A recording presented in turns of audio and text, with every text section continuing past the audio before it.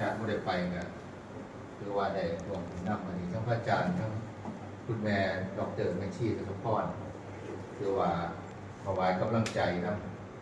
ก็คือเขามีความจำเป็นค่าใช้จ่ายเวลาเดินทางเชื่อมีอะไรที่ต้องใส่ทุกอย่างเลยครับบางอย่างมันก็จำเป็นเจ็บไข้ได้ป่วยก็ดีหรือว่าค่ารถค่าล่างน้ำมันหรือว่าผู้ไปผู้มาภาวะปัจจัยมันก็บ่ได้สำคัญทั้งหมดแต่ว่ามันก็สำคัญในบางอย่างที่เขาต้องใส่ถึงเขาสิบ่ได้เก็บบ่ได้สะสมแต่ว่าบางสิ่งบางอย่างมันก็มีความจำเป็นอยู่ในตัวเพราะว่าเขาต้องทำหน้าที่บางอย่างก็ต้องเอาไปใส่มันเกิดประโยชน์ในบุญในความดีในธรรมอาจารย์เชื่อมั่นในความตั้งใจของเขาว่าเขามีความศรัทธาในการปฏิบัติแล้วก็ศรัทธาในคำสั่งสอนครูบาอาจารย์ความศรัทธาเนี่ยมันเป็นเรื่องที่ให้เขาได้เป็นพื้นฐานที่เขาสิต่อยอดไปถึงปัญญาแต่เขามีความศรัทธาแล้วเขากับสิมีความตั้งใจ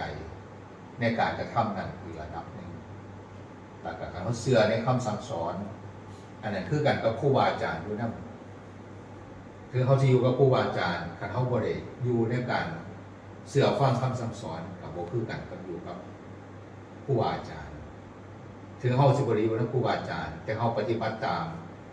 คำแนะนำคำสั่งสอนก็คือกันกับอยู่กับครูบาอาจารย์คือกันเขาไปถึงอาจารย์สิบ่ได้ไปนำหรือว่าเขาบ่ได้ไปนำอาจารย์แต่ว่าเขาเอาคำสั่งสอนครูบาอาจารย์ไปประพฤติปฏิบัติก็เชื่อว่าเขาอยู่นำอาจารย์หรือว่าอาจารย์อยู่นำเขาเกิดยังมีภาษิตที่หลวงพ่อพุทธทาสว่าถ้าไม่ทำตามคำสอนอย่ามาอ้อนเรียกอาจารย์ถ้าเขาทำตามคำสั่งสอนถึงเขาสิบ่ได้อยู่นำอาจารย์ก็คือกันกับอยู่กับอาจารย์ถึงอาจารย์สิบ่ได้อยู่นำเฮาก็คือกันกับอยู่กับอาจารย์ถ้าเฮาอยู่กับพระธรรมวินัยก็คือกันกับอยู่กับพุทธเจ้าถ้าเฮาอยากอยู่กับพุทธเจ้าก็เฮาอยู่กับพระธรรมวินัยเพราะว่าพระธรรมวินัยนั้นเป็นตัวแทนของพระพุทธเจ้าฉะนั้นเฮาทั้งหลายอยู่กับพระธรรมวินัยคือกันกับอยู่กับพุทธเจ้าอยู่กับคำสั่งสอนครูบาอาจารย์ก็คือกันกับอยู่กับครูบาอาจารย์ความเจริญในธรรมความเจริญในการปฏิบัติก็สิเกิดขึ้นขออนุโมทนา